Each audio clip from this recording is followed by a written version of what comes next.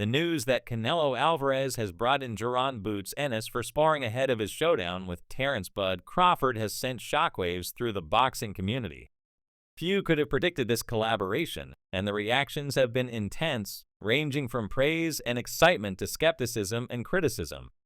What does this really mean for both fighters? How much can Canelo actually gain from working with Boots? And what might Boots take away from training with a legend like Alvarez? At the heart of the debate is the question of just how important even a couple of days working with Ennis might be for Canelo.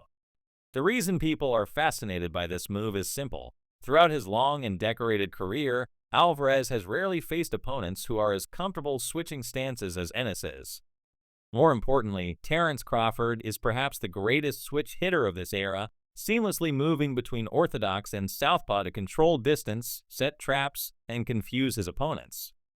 By sparring with someone like Boots, Canelo gets at least a taste of that constant rhythm change and the challenges that come with it.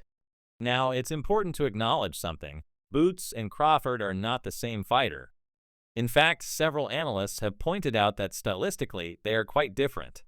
The comparison has mostly come up because both can fight out of either stance and both are naturally gifted athletes. But once you get past that surface similarity, their approaches diverge. Crawford is a cerebral fighter. He sets traps, downloads information, and changes his attack in real time based on what he sees. Boots, on the other hand, is more explosive, more aggressive, and often overwhelms his opponents with sheer speed and power. So while Ennis doesn't mirror Crawford's exact style, what he does provide is an elite level of unpredictability and athleticism, which is still invaluable preparation. Former world champion Andre Dirrell was among the first to weigh in. To him, this move was a clear signal of intent from Canelo and his team. This shows that Alvarez is leaving no room for complacency, Dirrell argued. Boots is one of the brightest young stars in the sport. He brings speed, explosiveness, and versatility that few others can replicate.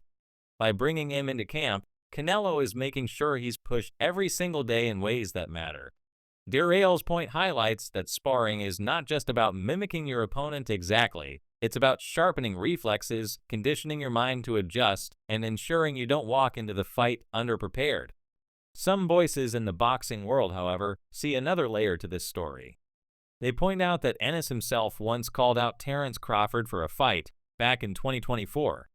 Crawford, of course, had bigger things lined up at the time, eventually landing the blockbuster opportunity against Canelo himself. So in a sense, this camp could be viewed as a form of poetic irony. Boots never got Crawford in the ring, but here he is preparing the man who will. Some even speculate that for Ennis, this is a sort of get back, a chance to indirectly play a role in Crawford's toughest test yet. Roy Jones Jr. added his perspective, emphasizing just how high the stakes are. According to Jones, Canelo must be at his absolute best to deal with Crawford's adaptability.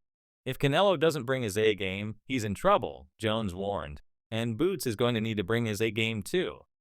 This type of camp pushes both guys. For Ennis, the benefits are clear. Few young fighters ever get the chance to share rounds with a legend like Canelo Alvarez, who has fought virtually every style imaginable. From tall, rangy boxers to slick southpaws to relentless pressure fighters, Canelo has seen it all. To test yourself against that level of experience, even in sparring, can be transformative. It sharpens your IQ, tests your composure, and forces you to raise your level. Many analysts believe Ennis will walk away from this camp an even better fighter, and that the lessons he picks up will carry over into his own rise at 154 pounds. Greg Hackett, a respected trainer and voice in the sport, stressed that nothing about this was random. At first, people might laugh or think it's curious, Hackett explained, but there's nothing random here.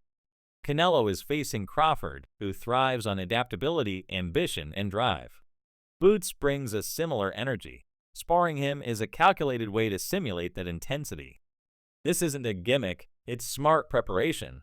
Of course, not everyone is convinced. Jose Benavidez Sr., who is part of another respected boxing family, dismissed the hype surrounding sparring choices altogether. He argued that fans and media often read too much into these partnerships. At the end of the day, sparring is just a tool, he said. What matters is what happens under the lights on fight night. Crawford is a completely different animal. Whether Canelo sparred with Boots or with someone else, it doesn't change that fact. For him, the Alvarez camp's decisions are less important than what Crawford brings into the ring. Meanwhile, Brian Norman offered a balanced take, pointing out the limits of the comparison. He acknowledged that Ennis is a sensational fighter, but insisted that outside of stance switching and some similarities in build, their styles don't really line up. Crawford fights with traps and strategy, Norman said. Boots is more about explosion and aggression. Canelo will get great work with Ennis, but it's not going to feel like fighting Crawford.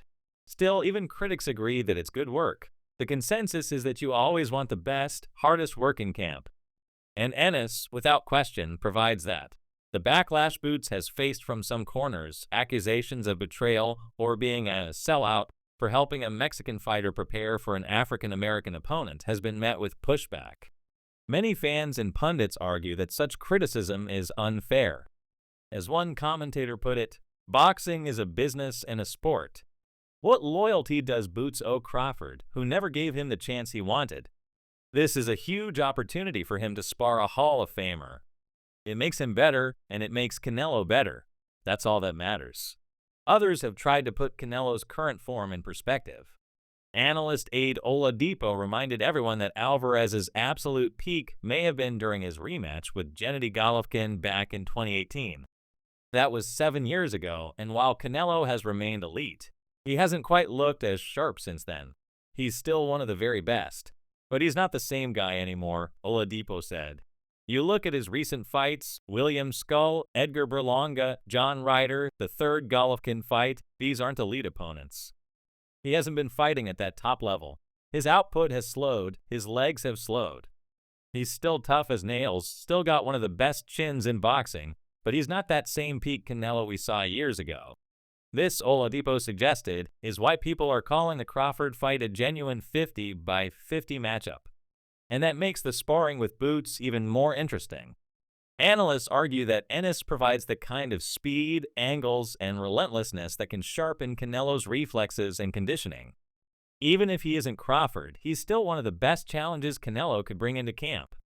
One analyst put it simply, I don't want to see Canelo smiling in camp. I want to see him frustrated, challenged, forced to dig deep. That's how you prepare for someone like Crawford. If Boots is giving him that kind of work, then it's exactly what he needs. Johnny Ortiz, another passionate voice, called it a perfect decision from both sides. This isn't just good for Canelo, it's good for Boots too, Ortiz said. He's sparring with a legend, a future Hall of Famer, one of the greatest of his generation. You can't put a price on that experience. And for Canelo, Boots might be the closest thing he can get to Bud in terms of unpredictability and switch hitting.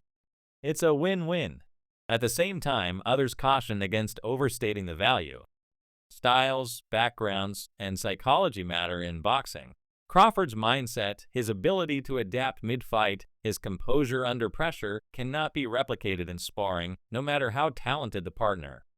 Some even argue this decision could backfire if Alvarez convinces himself that Boots represents Crawford too closely. As one critic put it, sparring isn't the same as fighting. And Crawford is a once-in-a-generation fighter. You can't duplicate that. Still, the symbolism of this camp move shouldn't be overlooked. It sends a message. By bringing in Ennis, Alvarez is making clear that he respects Crawford's skills, that he isn't underestimating him, and that he's willing to push himself against the toughest challenges to prepare. It's also a rare collaboration, one of boxing's young lions working with one of its established kings. For fans, it's a reminder that even behind closed doors, the preparation for these mega fights is as fascinating as the fights themselves. In the end, both fighters stand to gain. Canelo sharpens himself against one of the most explosive young stars in the sport. Boots picks up invaluable experience against a seasoned champion. And the boxing world gets another storyline to fuel the anticipation for September 13, 2025, when Alvarez and Crawford finally step into the ring. Whether or not this sparring makes the difference remains to be seen. But one thing is certain, Canelo isn't leaving anything to chance. And Boots Ennis, even if indirectly, has become part of one of the most anticipated fights of this generation.